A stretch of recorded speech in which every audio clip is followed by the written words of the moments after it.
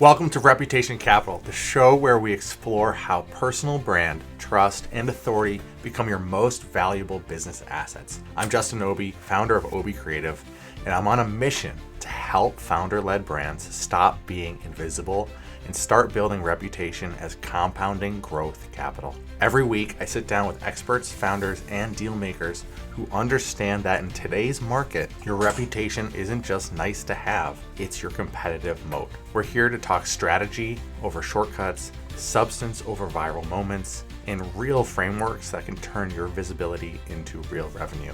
So if you're a founder who's done playing small, tired of watching competitors win because they simply show up more consistently, this show is for you. Let's turn your expertise into authority and your authority into an unfair advantage. Today's guest is someone who's been in the trenches of executive communication for decades. Allow me to introduce you to Laurie Schloff, founder of Partners in Communication and author of Smart Speaking, which was dubbed one of the best books ever written about speaking. Laurie isn't just a typical communications coach.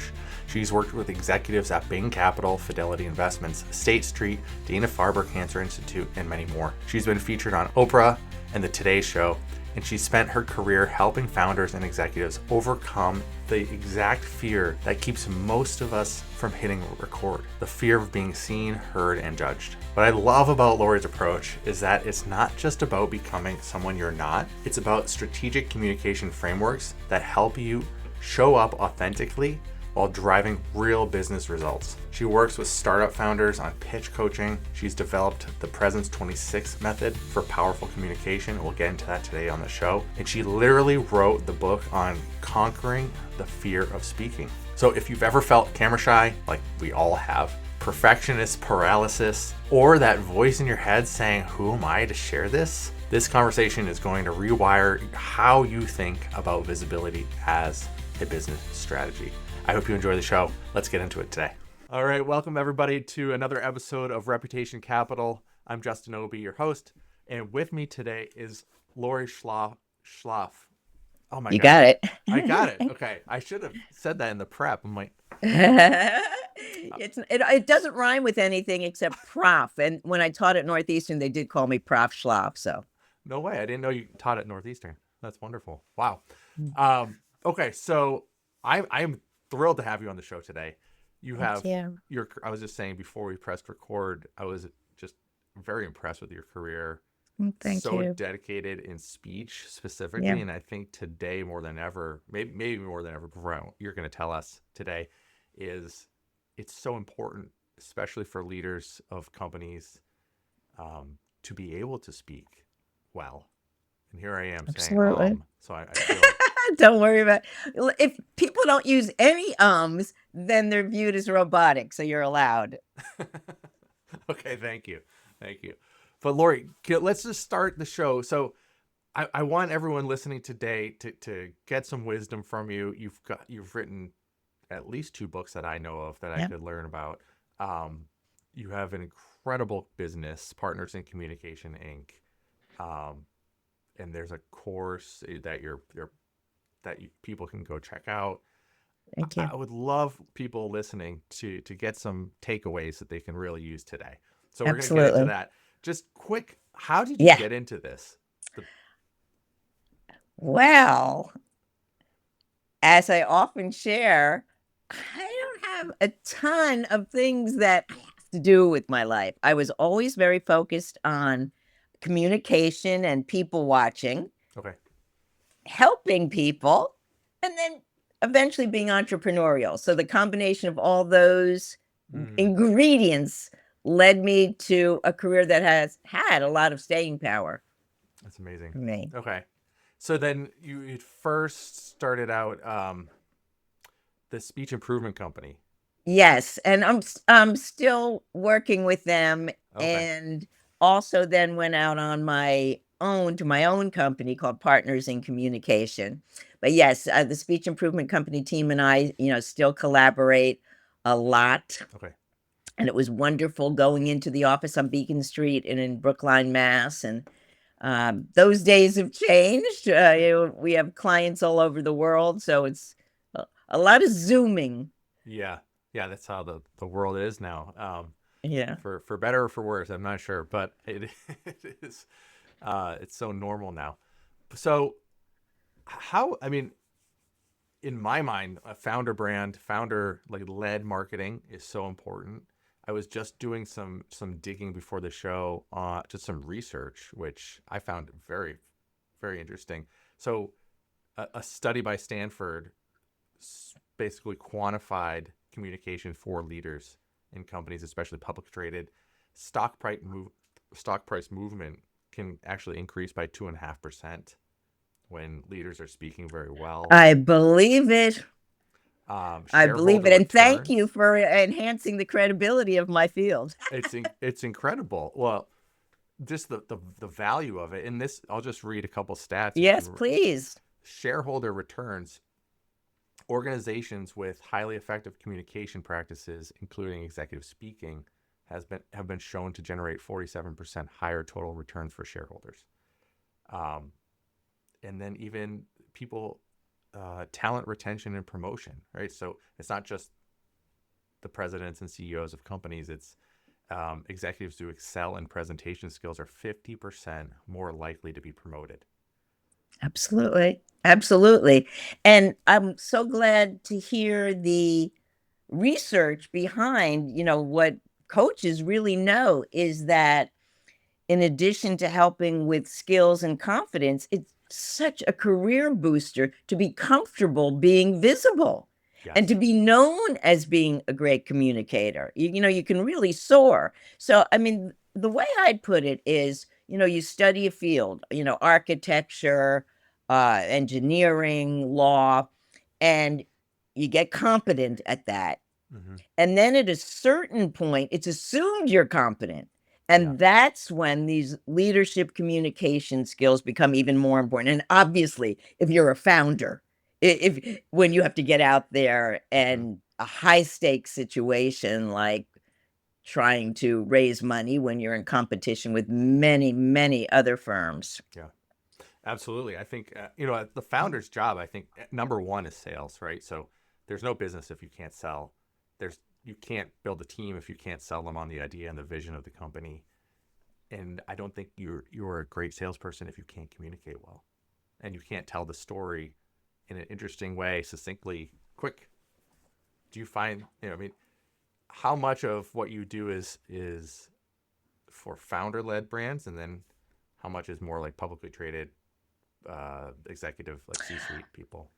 Gosh, it's really all over the map. I mean, the main business is, let's say, a company. I'll name a couple just to name drop the kind of companies because Yeah. we work with all sizes. But recently, working with Michelin, Allstate has been a client for a long time, and they'll hire my team to help leaders or teams, like right now in Cool. Iron Mountain, which makes Oh, sure. billions of dollars shredding stuff. Yeah. Um, Yep. they're hiring me to help the financial people because they have to Okay. communicate internally with others. And just in terms of Mm, breaking up, what presence consists of, it's your messaging, which of course you're familiar with, which is holding interest, organize, being organized, great structure, ability to appeal to the particular audience.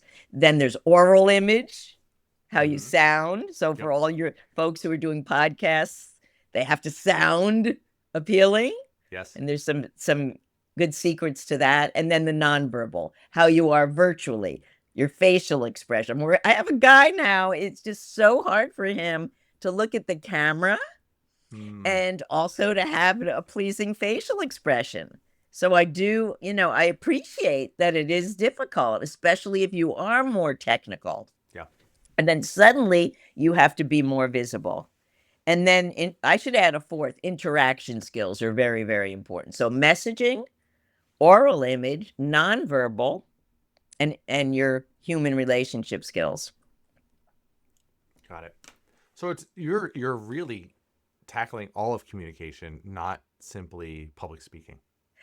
And so our job is really to figure out what does this client need in order to be successful. Got it. So sometimes it's overcoming nervousness. Sometimes it's organizing their thoughts. Sometimes it's being more personable, more approachable. So we'll always start with, how do you want to come across? And Mm-hmm. we call that style words. So I'd Okay. ask a client to pick 2 words that describe how you'd like to come across.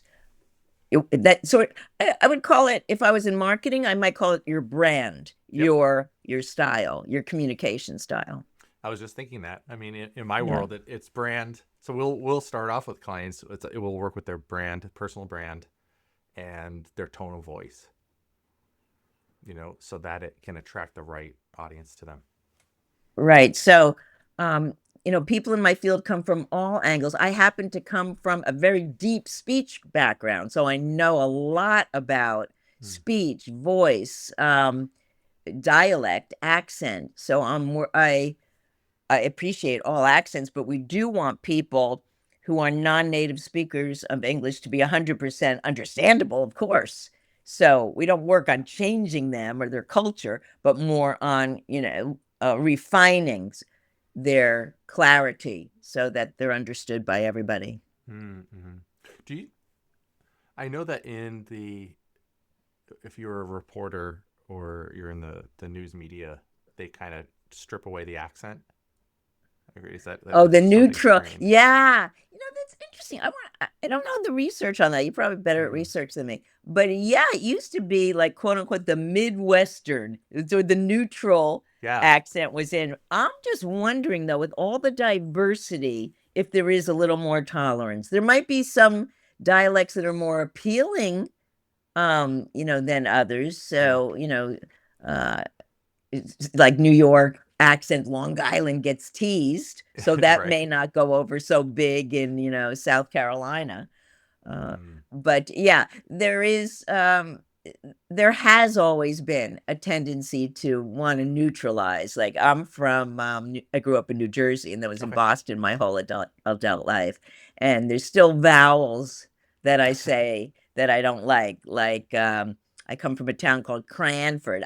Cranford. I just don't like that vowel. So I like try to Cranford. I'd like to Mm. soften it up. Mm-hmm. So yeah, everyone would benefit, and everyone hates it by listening to themselves and looking at what they can improve. And if you're serious about it, working with a coach Yes. is the best thing because you can get very specific professional advice. Yeah. It started working with the coach. I remember even. I mean, this is probably barely scratches the surface, but I was terrified of public speaking Oh in yeah. college, and I took a public speaking class, and that was extraordinary for my Oh, I'm progress. so happy. Um, it was incredible. So Yeah. I working with the coach, I couldn't recommend more for anyone listening, especially if Thank it's you. something that they're really trying to Thank you. pursue. And the good news is, if you are working with a company, Hmm. companies often do fund that kind of thing because they know it helps the organization. Yeah, I mean, completely. We'll put in the show notes some of these stats we just read off, so you can even take those and I have got to get them. send I them off. try to keep up. But you're a gold mine. Yeah. So you've spent decades helping Yeah. executives and founders overcome the fear of speaking, speak better, appeal to a Yeah. larger audience.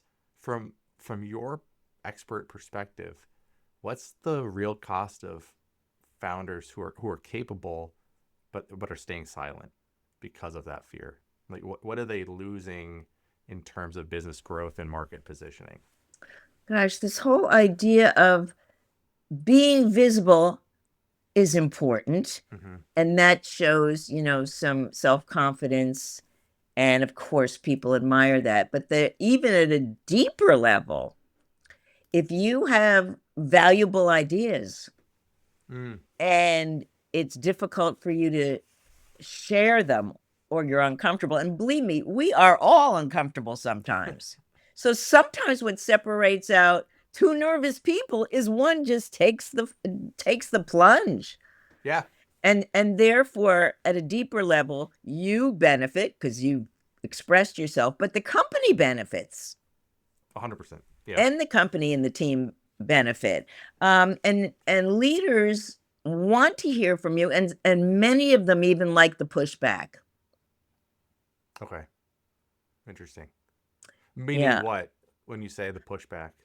Disagreement. So, for Uh, example, I remember one leader who I was so lucky because he was at Mass Mutual Insurance. Then he went to Allstate and brought me everywhere that he went, which I was so lucky. But he once said to me, I'd like to promote Tom. Tom's so bright, but he always just quotes other people. I don't know what he thinks. okay. I'd rather he disagreed with me than didn't speak his mind. Yeah. Hmm. Well, that's a whole different topic, but I think that's true as well. I would rather build a team around me who can say no, right? Like I don't want a bunch of yes people just to echo my thoughts, right? They become less valuable to me as a leader. Right. Yeah. And so as a leader, you do have to, I guess, what would you say? You have to sort of lose defensiveness Yes. and be open to, various points of view and hear them and Hmm. then make a decision. Absolutely. Yeah. Hear them, together as a team, find consensus, and whether everyone agrees or not, you've found team consensus, and you move on as a Yeah. group as one, right? And you're Yeah. rowing in the same direction. Yeah. And you're reminding me that big challenge, and I'm not quite sure why people have in running effective meetings. It's not that hard. Just Hmm. try to hear from everybody. Yeah. But oftentimes the leader feels like they need to dominate and everyone's bored. Hmm. The meeting isn't worthwhile. So I'd say that's a really great skill to learn is how to run an engaging meeting, Yes. being a little It's a creative. great skill to have. And also knowing when you need to have a meeting and when it can just be an email, I think Oh, is for gosh probably. sakes. People, there's was one weirdo study where people said they'd rather have a root canal than go to an additional meeting. I found that hard to believe, but It's hard. that's what I think a lot of people today are working. They're spending all their time in meetings, and when are they going to get the real work done? And so that's exactly, so I'm exactly. a huge believer, and I think a meeting can be cut Hmm. from. Not every meeting has to be an hour or 2 hours. It can be cut down to 15 minutes, oftentimes. And Right. So these are some of the simple things that hmm, that you can do. please, Cut the yes, meetings in half, cut the size of the meetings in half. It go use a round robin, just go around the table and ask people's opinion about something. hmm, So changing one or two habits yeah, is kind of adds energy, I think, mm-hmm. to your everyday work life. Yeah, I agree. The How much of this is ego for leaders who you just mentioned? Some leaders Yeah. are going to want to dominate the meeting. Is that ego, or is that just simple like lack of training? I think it has to do with their view of leadership. Mm, It could be ego. It could be somehow they got the message that they're all always supposed to be directing. And in fact, I was just talking to a colleague about this. Often people are promoted and they say yes because they want the credibility and the career growth and the salary, but they have no training mm, in leadership and leadership communication. And sometimes also, presenting is a big part yeah, of being a leader. And so sometimes it's just lack of understanding of the possibilities, yeah. and that's a coach is very helpful that way because we look at what kind of leader do you want to be, and sometimes it's not how they've been acting. There's so Yeah, much truth to that. How much of yeah, leadership, and this we're like kind of going off on a little tangent here, but I think it's good. yeah. How much of leadership, if you were to give it a scale, how much, or a weight rather, how much of leadership is listening versus speaking? Oh, yeah. Oh my gosh, it's listening versus speaking. And are they I'm intertwined? gonna I'm going to weight it a bit more to the listening. I'm going to weight it a bit to like 60%. That was my hunch. Yeah, that was my hunch. Because oftentimes you're saying a lot of this about leadership, and we're talking, the reason you bring A players around you, right, onto the team is because of their expertise. Exactly. And so if you're not listening to them, yeah, you know, can you and be it that makes leader? Last night I was talking to someone after I did a speaking engagement, and she was saying that the leaders who are at a meeting with her are like doing other things. And anyone who talks to them is so intimidated. And I mean, if they have an emergency or something, I mean, come on, just at least say, I have to concentrate on some other things. Yep. And it's weird how people sometimes it's basic etiquette. Can I talk to you true. as opposed to interrupting? You have a minute. Just the basics. Yep. We need a return to basics. I tell a lot of clients, so just like, I'm going to bring the conversation back to speaking, specifically communication. Maybe in this question is more social, like public speaking. Okay. I tell a lot of our clients perfection, I believe, is not just in speaking, but in the world at large, right? Perfect is the enemy of great. Yeah. And I think perfectionism is the enemy of great visibility. And so we work with a lot of startup founders, executives, and team members who were like, they're afraid to even start or even to step out into the public eye because it's not perfect yet, right? They don't have the perfect gear. They don't have the perfect, everything's just not dialed in yet. And I don't think it will ever will be if that's their mindset.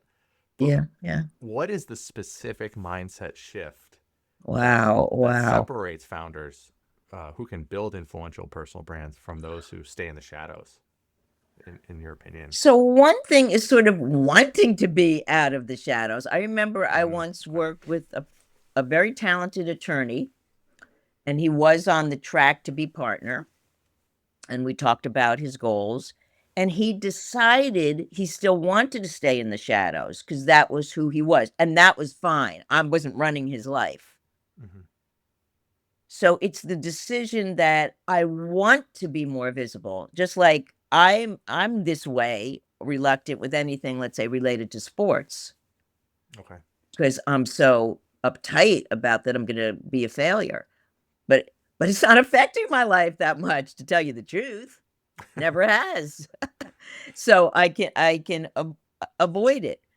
Now, career moves are different because in general, you're going to need to increase your ability to be comfortable in front of people and inspiring people and being clear with people. So I think the mindset is, I care about this and I can go step by step with guidance and help and learning. But do you find, so if they do have the desire to step out to be public and start to build that public eye or personal brand, how much, so assuming they do have that desire, what else is holding them back? Is it you had mentioned fear of failure, I think you just said that. Is it, well, let's face it, we all have different talents. Yeah. And they may truly not be a superstar at communication. However, that doesn't mean they can't go to the next level. So someone who's weak can be average good. So just like, again, if I took up pickleball, I'm sure I could become at least slightly below average. Maybe. Yeah. So, and of course, it takes a lot of practice. I just heard this, I forget where I heard it. I might have read it on a LinkedIn post or something, but someone said the embarrassment is the price we pay for entry. Yeah. Everyone talks about like their first experiences. Right. And I mean, I want my clients to be successful at their first town hall or what, and generally they are. And then the second time, they're more comfortable and more natural and more conversational. I'm sure you see this all the time Oh yeah. with podcasts. Yep. Well, I think Yeah. I think everyone should have a podcast, even if no one hears it, because it is such a great muscle building exercise. Right? You Yeah. learn how to speak in a better manner. You can work out your, ums, ahs, likes, pauses, all this stuff. You can listen back if you're Yeah, brave. yeah, it's a good tool. Yeah. Um, but yeah, I work with a lot of clients who are they're afraid of what their peers, most importantly, their peers, sometimes their Oh. spouse will think of them if they start showing up more on LinkedIn or Instagram or Oh, YouTube. that's a good one. It's kind of like this fear Uncomfortable. of being perceived as cringe. Like, oh, you're trying too hard or something. Yeah, that's a good one. Yeah, and gosh, there's people who are a part of a team and then Mhm. they get promoted. That's tricky. And it happens a lot. And I And think there's an discomfort. and I try to tell people, I think most of us believe that others around us think about us more than they even do, if that makes sense. So You people bet. don't actually care a lot about you. Yeah. They're not thinking about you all the time. and and or as much as we believe they are, right? And people's attention spans are, So it's short. here today and it's gone tomorrow, even with big political things in the news. So why would we think that this one little mistake we made on, a podcast or a LinkedIn post is going to stick with them? It won't. Exactly. It won't, but yet, let's say you want them to hire you. Yes. That first impression, I'd be Matters. very mindful of how Yes. you come across in the interview and all that, because you don't get a lot of time and you don't get a lot of Oh, chances. so true. Yeah. So And true. you and I are in the business of sometimes meeting people virtually. Oh yeah. We have whatever, half hour. Yep. So how do we use that half hour? That's something founders and everyone needs to think about. What's your goal? I try to set an agenda, send an agenda. Just Mm-hmm. like you sent me Yep. notes about today's podcast, I try to send an agenda to clients and prospects. Okay. That's great. What are we going to accomplish? Okay. That makes a lot of sense. That's a great tip for people listening. Yeah, yeah, and you'll get used to it. It usually takes me whatever 7 minutes at the Mm-hmm. most. I look forward to the meeting. We'll talk about blah blah blah blah blah. So that I I actually think that's heard a it. similar trick years and years ago, early in my career. A lot of people want to meet with you just because they want to meet. Right? They feel they default to the meeting. And so if you say, absolutely happy to meet with you, could you please send me an agenda of the talking points ahead of time? Mm. Oftentimes, by doing that exercise, they'll realize there was no need.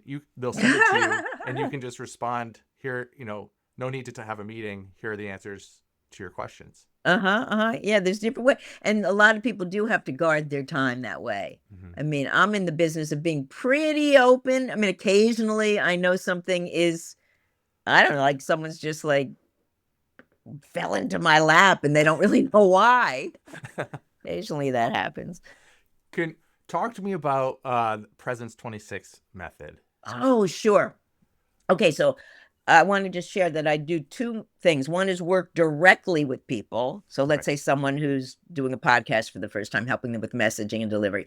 And then recently, because I've been in this field so long, I started to train the presentation coach training program, Oh, okay. which some of your buddies Okay. might like. It's intensive. It's a 20-hour program in which people learn the Presence 26 toolkit. So what is that? Yeah. So over the years, I and certainly other team members with me have developed technique that can be used and learned pretty quickly. And Okay. again, it's in organization, oral image, and nonverbal behavior, as well as customized things. So, for example, in oral image, we always teach vocal variety, which Mm. is the skill of conveying impact and meaning.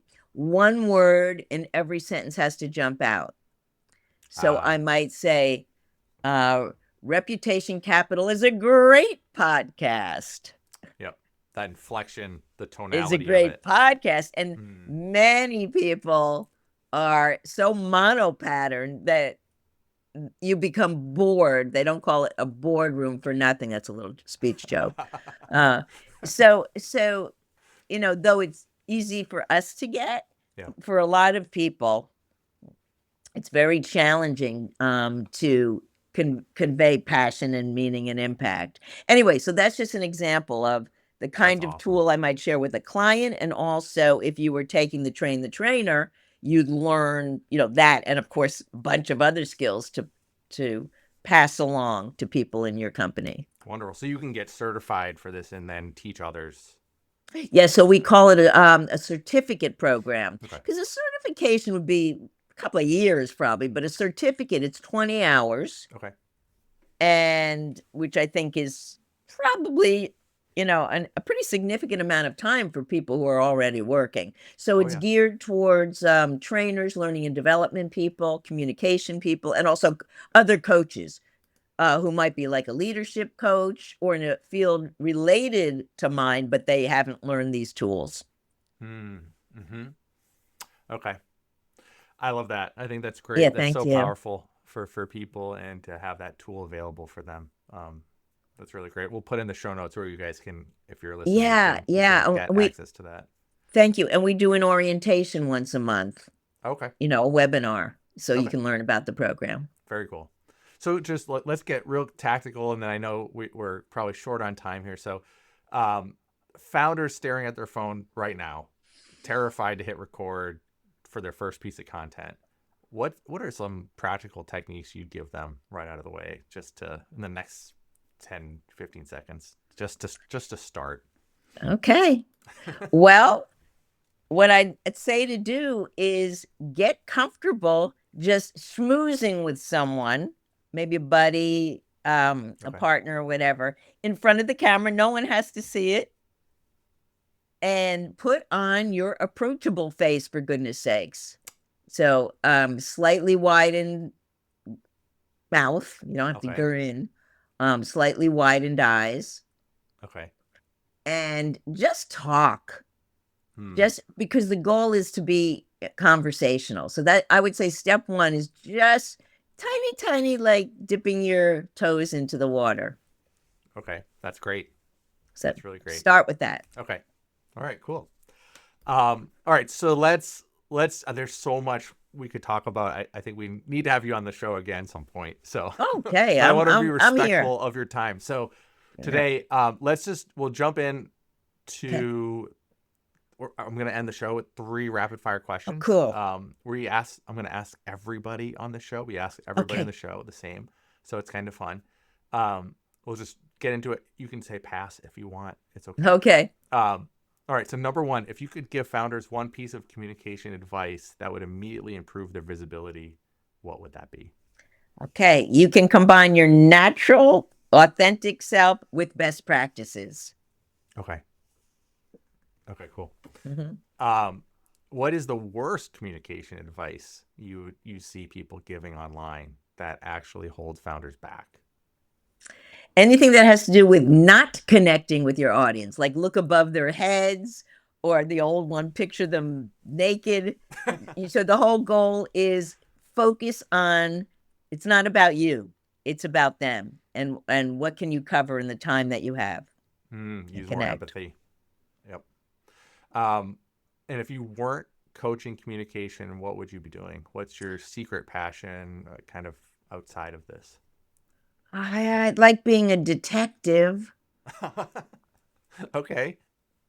I didn't expect that. That's great. Yeah, and like some interesting case where you have to look at, solving them.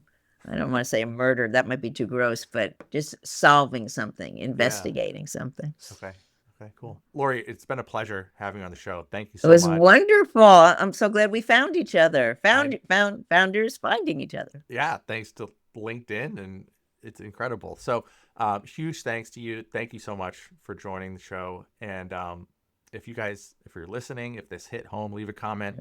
Join our Thank free you. newsletter. We'll put the show notes to reach out to Laurie in the show notes here below, so you can click those links. And if you have found any value from today's conversation, share it with a friend, a founder who needs to hear it. Better yet, you can tag both Laurie and I on LinkedIn and Great. tell us your biggest takeaway. So until next time, we'll see you guys next week. Thanks so much. Okay. Laurie, thank Thank you. you. Keep speaking for success. I love that. All right.